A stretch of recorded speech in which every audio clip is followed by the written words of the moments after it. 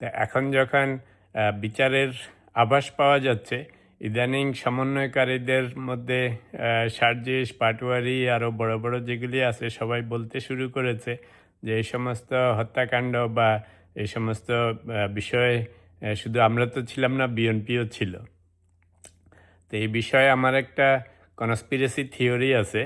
তো সেটা আজকে আপনাদের সাথে শেয়ার করব। যে জুলাই সনদ নিয়ে যে আমরা এত মাতামাতি করতেছিলাম, স্পেশালি এখন জামাত, শিবির, এনসিপি সমন্বয়কারী এরা জুলাই সনদের জন্য যান চলে যাচ্ছে।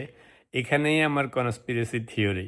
সেটা এনসিপি কাম জুলাই যোদ্ধাদের মধ্যে একটা আতঙ্ক সৃষ্টি হয়েছে। তো সেটার ফলে এখন জুলাই বিপ্লবের সময়কার অনেক ঘটনাবলীর ক্রেডিট এখন জুলাই যোদ্ধারা বা এখনকার এনসিপি বা সমন্বয়কারীরা, জামাত শিবিররা, এরা সবাই এখন একটু একটু করে বিএনপিকে ইনভলভ করার চেষ্টা করতেছে। তো শুরুর দিকে মনে আছে যে ওরা সব কৃতিত্বই ওদেরই ছিল, এরকম একটা ছিল যে সমন্বয়কারী, এনসিপিওয়ালারা বা শিবিররা এরাই সব বিপ্লব ঘটিয়েছিল, এই ক্রেডিটটা ওরা নিতে চাচ্ছিল। তা এখন যখন বিচারের আভাস পাওয়া যাচ্ছে, ইদানিং সমন্বয়কারীদের মধ্যে সার্জিস, পাটোয়ারি আরও বড় বড় যেগুলি আছে সবাই বলতে শুরু করেছে যে এই সমস্ত হত্যাকাণ্ড বা এই সমস্ত বিষয়ে শুধু আমরা তো ছিলাম না, বিএনপিও ছিল। একটা সুবিধা হচ্ছে আমরা যেহেতু শুধু অ্যানালিসিস করি, কোনো পার্টির প্রতি 100% বায়াস না, ফলে আমাদের একটা সুবিধা হচ্ছে আমাদের কাছে যেটা লজিক্যাল মনে হয় সেটা আমরা প্রকাশ করি।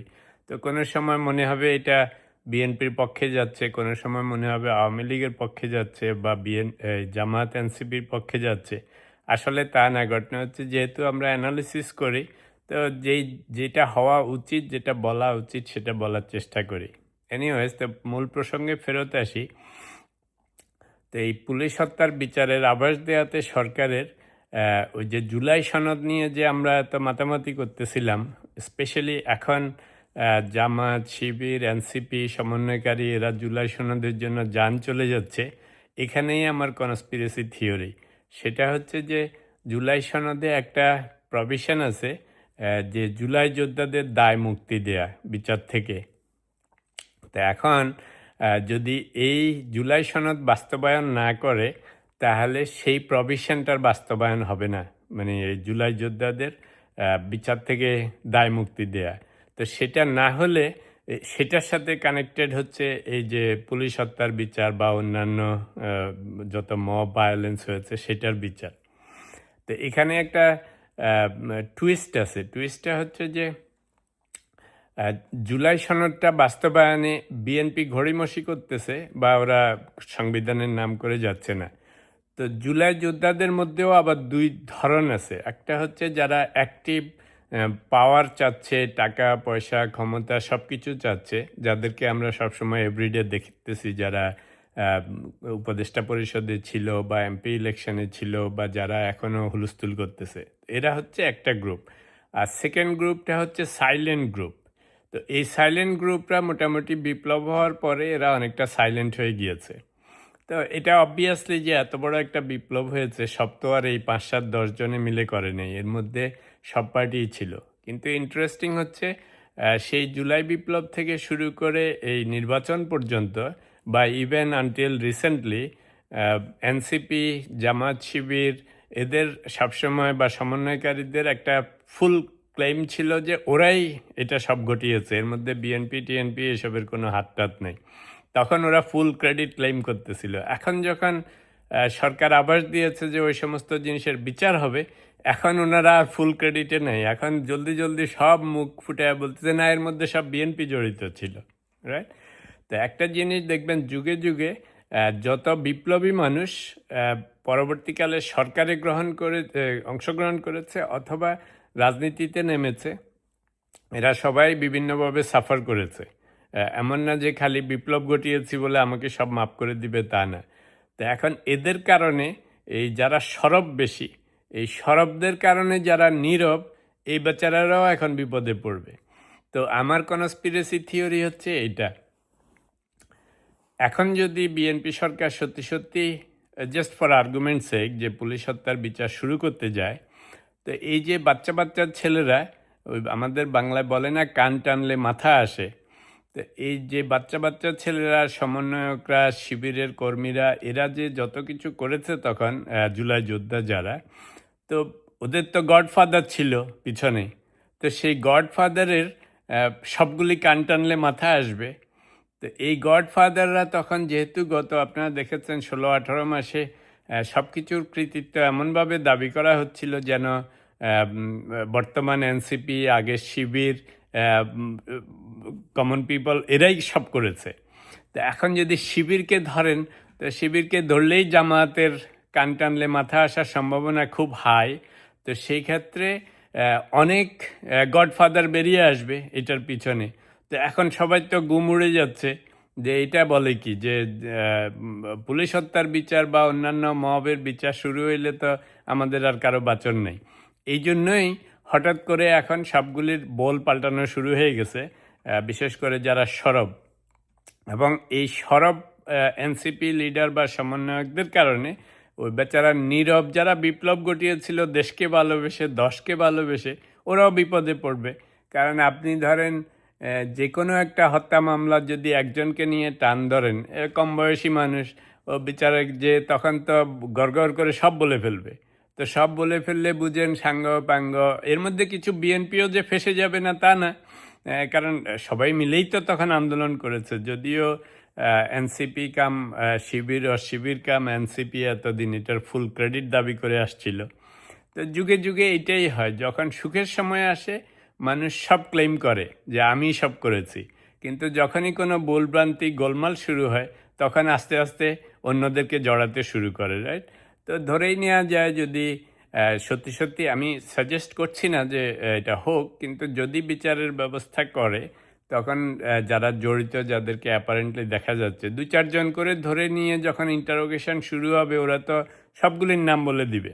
কারণ এই সমস্ত ঘটনা তো আর একজনে ঘটায় নেই এবং একজনে সাহস করে নেই, এর পিছনে আরও গুরু ছিল। তো তখন এই সব ধরা পড়বে, রাইট?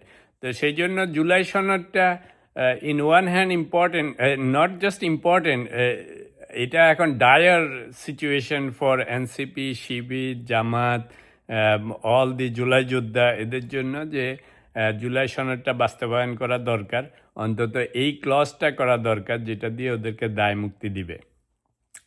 তা আমার একটা সাজেশন ছিল, আমি অল থ্রু বলে আসছি, আপনার যারা জামাত করেন, এনসিপি করেন, শিবির করেন বা অন্যান্য সমন্বয়ক, এখন আপনারা বিএনপির সাথে ফাটাফাটি করতে গেলে ওরা দেখা যাবে যে, কারণ রাজনীতির মাঠে তো যখনই অপোজিশন নামবে, ওই সালাউদ্দিন আহমেদ বলছে একটা সুন্দর কথা কোনো এক সময় যে সরকারি পার্টি আর অপোজিশন পার্টি একই দল দুটো একসাথে হতে পারবে না, এটা হয় না। কথাটা সত্য। তো এখন যখন আপনারা অপোজিশনে পড়ে গেছেন, ওরা সরকারে উঠে গেছে, তো এখন ওদের সাথে যুদ্ধ করতে গেলে দুই পক্ষই রিজিড থাকবে তাদের অবস্থানে। তার থেকে মিলেমিশে যদি এখন সুন্দরভাবে ওদের সাথে বলেন যে হে, আচ্ছা জুলাই সনদের নিশ্চয়ই তোমাদের কিছু কিছু প্রভিশনে আপত্তি আছে, আমাদেরও আছে, তো আচ্ছা সবগুলি করার দরকার নেই, আসো আমরা দুই পার্টি মিলে এটাকে দরকার হলে আরেকটু রিস্ট্রাকচার করে, এটা জুলাই সনদই হইতে হবে তা না, কিন্তু যে সমস্ত প্রভিশন আমাদের দেশের জন্য, দশের জন্য ভালো, যেগুলি করা উচিত সেগুলি নিয়ে আমরা আলাপ আলোচনা করি। তার মধ্যে একটা প্রভিশন ঢুকানো যেতে পারে যে জুলাই যোদ্ধাদেরকে ইন্টারিম গভর্নমেন্ট ফর্ম হওয়া পর্যন্ত, সেই সময় পর্যন্ত যা কিছু হয়েছে সেটার থেকে বিচার থেকে দায় মুক্তি দেয়া। কিন্তু ইন্টারিম গভর্নমেন্টের পরে গত 16-18 মাসে যা হয়েছে সেটার জন্য দায় মুক্তি দেওয়ার কোনো কারণ নেই। তা আমি স্টিল এটা রেকমেন্ড করি যে ইন্টারিম গভর্নমেন্ট ফর্ম হওয়া পর্যন্ত যা কিছু হয়েছে সেটার জন্য জুলাই যোদ্ধাদেরকে হয়তো দায় মুক্তি দেওয়াটা আমাদের একটা মোরাল কর্তব্য। তারপরে না, তারপরে যারা পাওয়ার হাংরি ছিল, সরকারের কাছে বাইরে ছিল, নানা রকম ঘুষ, দুর্নীতি, চাঁদাবাজি এগুলিতে জড়িত হয়ে গেছে বা অন্যান্য কাজ করেছে, সেটার দায়িত্ব আমরা নিব না, কারণ সেটা তাদের দায়িত্ব। তো যদি সেটা ইন্টারিম গভর্নমেন্ট ফর্ম হওয়া পর্যন্ত আমরা দায় মুক্তি দেই, তাহলে যারা বেচারা নিবৃত্তে চলে গেছে যেই পার্টটা এই জুলাই বিপ্লবের, তারা নিরিবিলি থাকতে পারবে। আর এরা যারা জড়িত, যারা এখন পাওয়ার নিয়ে টানাটানি করতেছে, তাদেরটা তারা সামাল দিবে। কারণ তাদের জন্য ওই নিরীহ লোকগুলি যারা তখন বিপ্লবে অংশগ্রহণ করেছিল, তারপরে ওরা চলে গেছে যার যার জায়গায়, তাদের সাফার করার কোনো কারণ নেই। তা আমার মূল কনস্পিরেসি থিওরি হচ্ছে জুলাই সনদ নিয়ে এত মাতামাতির কারণ হচ্ছে ওই যে সরকার যদি বিচারের ব্যবস্থা করে ওই সমস্ত সময়কার হত্যাকাণ্ডের যত রকমের হয়েছে বা মব ভায়োলেন্সের, তখন এই জুলাই যোদ্ধাদের অনেকগুলি এর মধ্যে ধরা খাবে। ধরা খেলে পরে এদের টানে তখনকার শিবির, তখনকার জামাত যারা জড়িত ছিল তারা আসবে, এর মধ্যে একটা পোর্শন বিএনপিরও আসবে, কারণ কান টানলে মাথা আসে, সবাই জড়িত হবে। বাট যেহেতু সোফার শিবির আর এনসিপিরা দাবি করে আসছিল যে জুলাই বিপ্লবের ম্যাক্সিমাম ওরাই করেছে, অর্থাৎ ওরাই ফুল ক্রেডিট নিচ্ছিল, বিএনপি টিএনপি কিছু না। এখন যখন ধরা খাওয়ার সময় হয়েছে, এখন ওরা বিএনপির নাম নিচ্ছে। দেখেন না, প্রায় বলে যে ও না আমরা তো করিনি, এর মধ্যে বিএনপি জড়িত ছিল, ওরাও ধরা খাবে। তা আমার ষড়যন্ত্র যেটা বলতেছি, কনস্পিরেসি থিওরি, আসলে কান টানলে মাথা আসবে, যেহেতু শিবিরই বেশি জড়িত ছিল। এখনকার এনসিপিও বেশিরভাগ এখন দেখেন না টুপি টাপা পরা শুরু করছে, বেসিক্যালি এরা সব ওই লাইনের। তো খারাপ কিছু বলছি না, যে লাইনের অসুবিধা কি, ওন ইট, রাইট? আপনি যদি শিবির পছন্দ করেন, আপনি জামাত পছন্দ করেন, সেটা আপনি এনসিপি হইলেও তো অসুবিধা নেই, you have to own it. তো এখন যদি ধরে নিচ্ছি যে ওরা যেহেতু জামাত ঘেঁষা সব, তো তখন যা কিছু ঘটেছিল, ইট ইজ অবভিয়াস যে somehow there will be some Jamaat connection, high level leadership. তো ওনারাও তো একটা বিপদে পড়বেন। এই জন্যই এই জুলাই সনদ নিয়ে এত মাতামাতি হচ্ছে। তো এখন সবাইকে আবার একটা সাজেশন দিয়ে শেষ করি, সেটা হচ্ছে আপনারা যদি এনসিপি হন, জামাত হন, শিবির হন, সমন্বয়কারী হন, এখন যেহেতু বিএনপি গভর্নমেন্টে চলে গেছে, এখন ওদের সাথে যুদ্ধ না করে বরং সুন্দরভাবে ওদের সাথে কথাবার্তা বলে, যে এখনো সুন্দর নূতন আছে, এখনো সময় আছে, এরপরে যখন আরও খারাপ হয়ে যাবে তখন আর কিছু পাবেন না।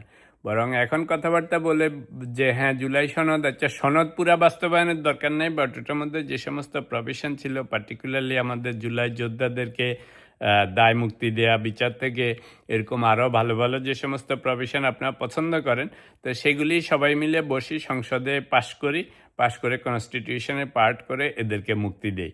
এটা যদি না করেন এখন, তাহলে পরবর্তীকালে ছোট মাছ, বড় মাছ, স্মল ফিশ, বিগ ফিশ সব বিপদে পড়বেন।